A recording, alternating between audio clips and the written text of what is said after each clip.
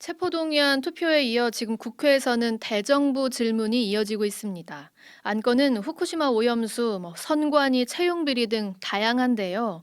무엇보다 지난주 싱하이밍 주한 중국 대사의 강성 발언 이후 살얼음판이 된 이 한중 관계를 두고 여야가 첨예한 입장차를 보이고 있습니다. 이 사안 외교부 출입하는 김영준 기자와 이야기 나눠보죠. 안녕하세요. 네, 안녕하세요. 네, 지난주에 이 강성 발언 나온 후로 주말 사이에 양국이 각각 그 상대국 대사를 불러들이는 상황까지 벌어졌잖아요. 네네. 지금 국회에는 좀 분위기가 어떻습니까? 오늘 국회 대정부 질문에서 한덕수 국무총리가 외교관으로서 대단히 부적절했다 이렇게 말했고요. 박진 장관도 한중 간의 상호 존중을 강조하면서 싱하이밍 대사를 비판했습니다. 또 대통령실 관계자도 오늘 기자들과 만난 자리에서 비엔나 협약에 외교관은 접수국의 법령을 준수하고 내정에 개입하지 않아야 한다고 규정돼 있다며 대사라는 자리는 본국과 주재국을 잇는 가교와 같은 역할을 하는데 네. 역할이 적절하지 않다면 본국에도 주재국에도 국가적 이익을 해칠 수 있다 이렇게 말했습니다. 이 사안을 두고 민주당이 그런 말을 하도록 중국에 멍석을 깔아줬다. 여당은 지금 이렇게 비판하고 있고 또 야당은 아니다. 이거 중국과 관계를 개선하고 우리 국익을 위해서 지금 협조할 방향을 찾아야 할 정도의 위급한 상황이다. 이렇게 맞서고 있잖아요. 네네. 처음부터 한번 찬찬히 짚어주세요. 지난주 목요일에 서울 성북구 중국 대사관저에서 민주당 이재명 대표와 싱하이밍 대사가 만났습니다. 네. 유튜브로 생중계도 됐는데 싱 대사가 생각보다 굉장히 센 발언을 한 거예요. 직접 한번 들어보시죠. 미국이 승리할 것이고 중국이 패배할 것이라는 그런 파이팅이 하고 있는 것 같습니다. 분명히 잘못된 판단입니다. 싱 대사는 북한에서 근무해서 한국어가 유창합니다. 네. 또 잘못된 판단이자 역사의 흐름도 제대로 파악하지 못했다고 덧붙였는데 바로 다음 날인 금요일 오전에 우리 외교부 장호진 1차관이 싱 대사를 외교부 청사로 불렀습니다. 이걸 초치라고 하죠. 외교부에 따르면 아주 엄중 경고했다고 하는데요. 구체적으로는 사실과 다른 내용과 묵과할 수 없는 표현으로 우리 정부의 정책을 비판한 것은 비엔나 협약과 외교 관례에 어긋난다. 네. 또 우리 국내 정치에 개입하는 내정 간섭에 해당할 수 있다고 경고했습니다. 특히 외교 사절의 본분에 벗어나지 않도록 처신하라며 모든 결과는 본인 책임이라고 경고했습니다. 진짜 경고네요. 네. 그런데 이렇게 우리가 처신을 하자. 중국도 똑같은 방식으로 맞불을 놨다고요? 네, 중국 외교부는 지난 토요일 오후 농룽 부장조리 즉 차관보가 정재호 주중 한국 대사를 중국 외교부로 불러서 심각한 우려와 불만을 표했다고 밝혔습니다. 네. 중국은 강경한 뜻을 내포한 자오젠, 즉 불러서 만난다는 말을 쓰지는 않았고요.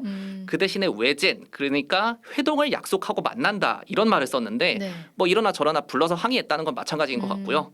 농 부장조리는 정 대사에게 한중 관계에 대해서 중국의 입장을 설명한 뒤에 싱하이밍 대사가 한국 각계 인사들과 접촉하고 교류하는 것은 그의 업무라면서 그 목적이 이해를 증진하고 협력을 촉진하며 중한 관계의 발전을 수호하고 추진하는 것이라고 주장했습니다. 네. 또 한국 측이 현재 중한 관계의 문제점이 어디 있는지 되돌아보고 진지하게 대하길 바란다면서 중한 수교 공동 성명의 정신을 성실히 준수하고 중국과 함께 양국 관계의 건전하고 안정적인 발전을 위해 적극 노력하기를 희망한다 이렇게 밝혔습니다. 우리 대사관은 뭐라고 했대요? 우리 대사관은 정 대사가 이 자리에서 싱하이밍 대사가 외교 관리에 어긋나는 비상식적이고 도발적이며 사실과 다른 언행을 한 데 대해 심각한 우려를 표하고 엄중한 항의를 전달했다고 밝혔습니다. 상호 존중과 호혜, 공동 이익을 기반으로 한중 관계가 건강하고 성숙하게 발전하기 위해서는 양측의 공동 노력이 필요하다면서 한중 간 더욱 원활한 소통이 이뤄지길 바란다고 입장을 전달했다. 대사관은 이렇게 밝혔습니다. 뭐 양측이 한치의 물러섬이 없네요. 그렇죠. 그러니까 초치에 맞초치 또 이런 식으로 계속 항의가 오가는 이 패턴이요.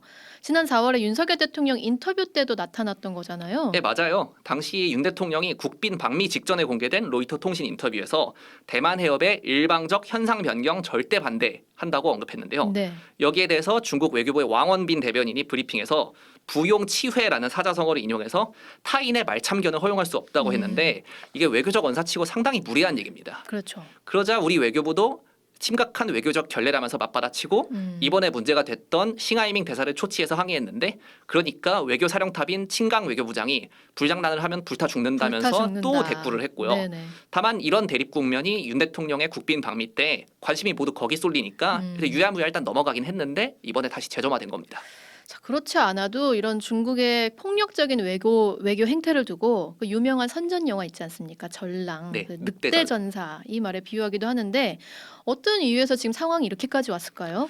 아까 말씀드린 4월에 사실 이런 일이 있었습니다. 4월 12일에 시진핑 국가주석이 중국 광저우에 있는 우리나라의 LG 디스플레이 공장을 방문했는데 네. 뭐 당연하지만 최고 지도자의 행보니까 중국 관영 CCTV 같은 곳에서 대서특필이 되고 한국 기업 관계자들 인터뷰도 관영 TV에 나왔어요.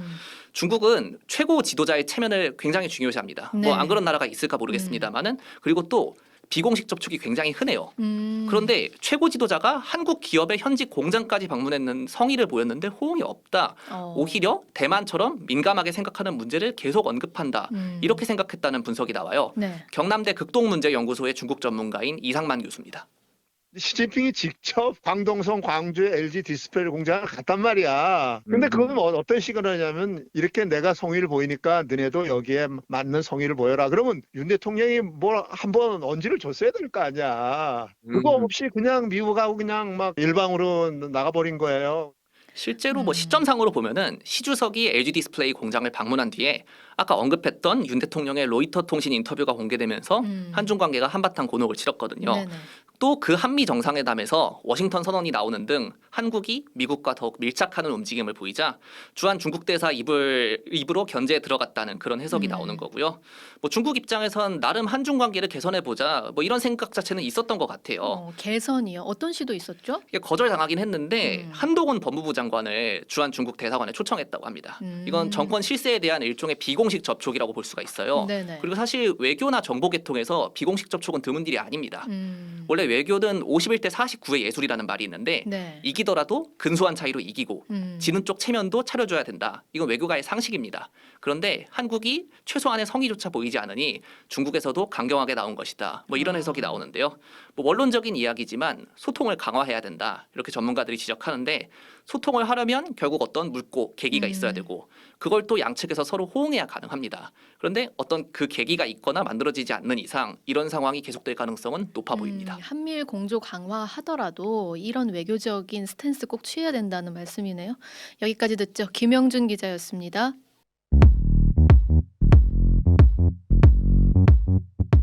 오늘 하루 뉴스 맥락 정다운의 뉴스톡이면 됩니다.